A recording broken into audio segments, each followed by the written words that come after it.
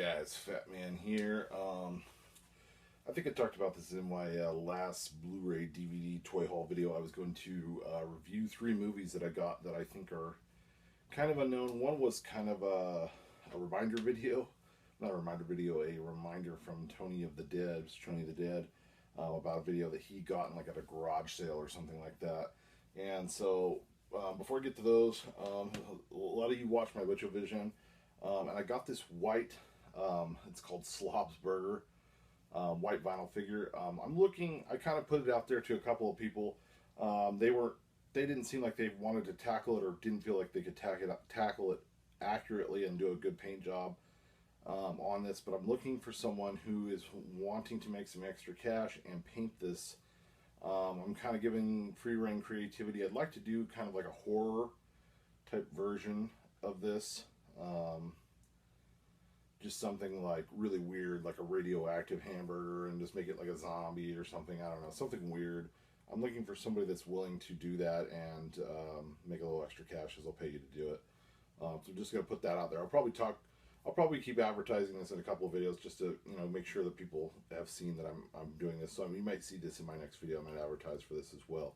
But this is sort of an up all night with me, because I work nights. Up all night with Morgan, aka Fat Man here. I got 3 movies here. Let's start with the Blu-ray. I talked about Spellbinder, that I picked this up. It was a deal on Amazon for like 15 bucks.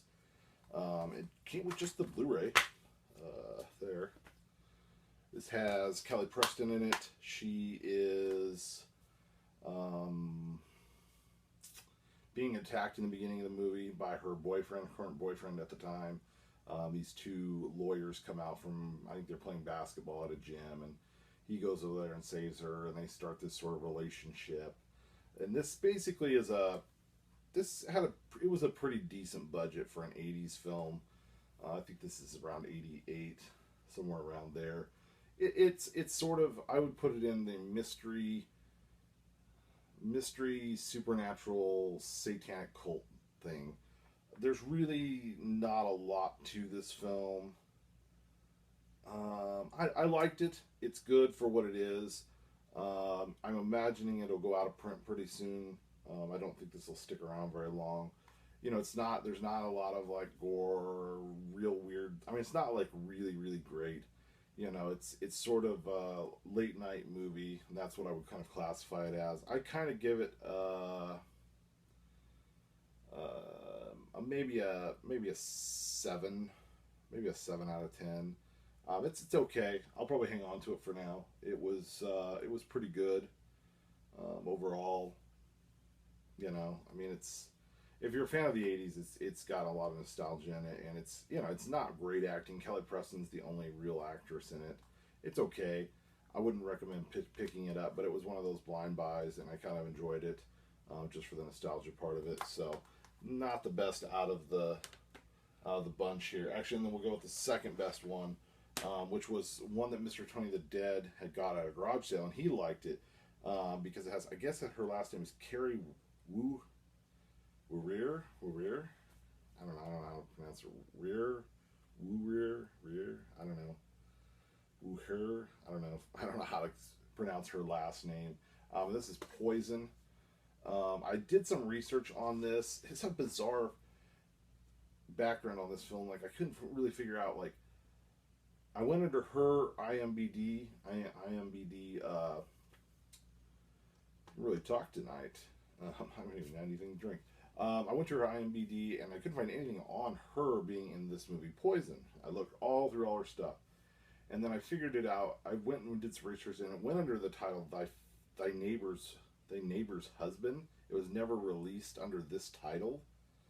So I did a little more research. I think what this was, and you could tell, it was made for Cinemax, or what we would refer to as Skinemax. I think that's what happened. It went under the title Thy Neighbor's Husband for Cinemax. I think it was a made for Cinemax movie, but it did probably pretty well, or overall people were looking for this, so they re-released it Because what it does say is it's titled. It says it says it was put out in 2001. It's got some really weird by Artisan, and I believe, but there's some other weird companies and stuff on the back. I don't know. This it's a really weird release. There's nowhere on the internet can you find when it's listed on eBay, and it's not for or Amazon. Amazon says it's listed, but that's currently not available because this is completely out of print. It says it's from 2001, but when you watch the film, it looks like 19. It looks like there's no way this is 2001. I mean, in no way, no one's carrying any kind of cell phone in this. The cars, every the look of it, it just feels more like around 1994. Maybe that might be a little too old. I mean, maybe like 95, 96, 97. But there's no way this movie was made in 2001. It doesn't even look close to 2001. She is a very beautiful woman, and at times she looks gorgeous in this film up close, like on her face and stuff. There are other times I'm like, ugh, you don't look so good. I don't know, the way she wears her hair or whatever. But this is basically kind of a copycat, a little more, actually a pretty well thought out movie if it hadn't been so low budget. It's kind of a rip off of Hand That Rocks the Cradle. Um, Essentially, her husband in the beginning is this, I guess, real estate, where you're buying and selling big real estate properties, big firm, I guess, real estate firm. And he cons his wife, and he's doing bad in the business. He wants to get the partnership or vice president position or whatever. And so he gets his wife to sleep with this older guy who's going to cut him this contract deal, and he feels really bad about it. So he gets up late at night and he drives, and then he decides to just drive off this cliff and kill himself.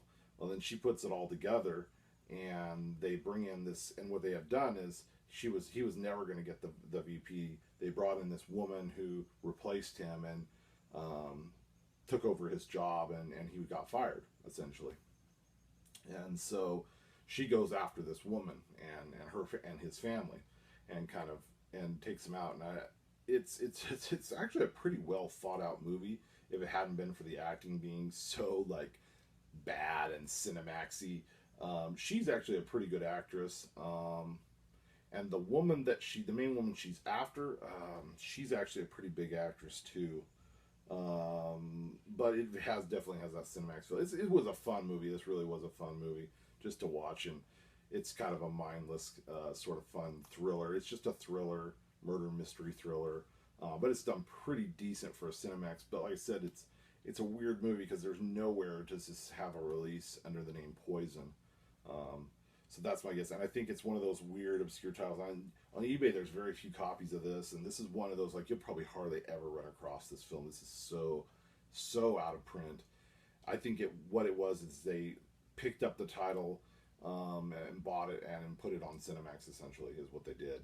Or they bought it from Cinemax and then put it onto videos. So I think it's one of those, like, if you run across this at a garage sale for $1, which is what I'm not saying Tony Mr. the Day got it for $1, but if you found this for $1 or $2 at a garage sale, definitely pick it up because, it's one of those you could probably flip it on eBay because there's not that many copies out there, and there are going to be people. She's gone on to make tons and tons and tons of movies, so I thought that was kind of an interesting backstory on this film. But yeah, overall I like this. It was fun. It's one I'll hold on to. I didn't pay that much for it, so I'll hold on to it for now because this could be one of those down the road I can make. I wouldn't keep it like I'd watch it over and over again, but it's one of those I'll just keep in my collection in case, like, and if there's somebody out there that really, really wanted it, I would probably sell it to them. But for now, I'll hold on to it just to see what happens with this and see how out of print it goes and how much people start to try and get a hold of it. This last one was my favorite, and I gotta say, I can't believe I never heard of this movie. And there's so much to this backstory of this movie I read up on. This has so many people in it. Then I talked about a little bit about it. It's the wildlife. Sorry, I'll try not to get the glare on it. This is a Universal Studios Vault series.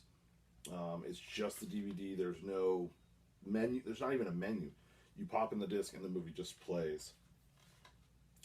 The transfer. I mean, I never saw this film, so I don't know what it looked like on VHS, but this looks amazing on DVD. Like the transfer is so great on it. Like I saw a trailer for this, and the trailer looked really bad, like the quality of film. But the DVD of this looks really really good. Has so many famous people in it.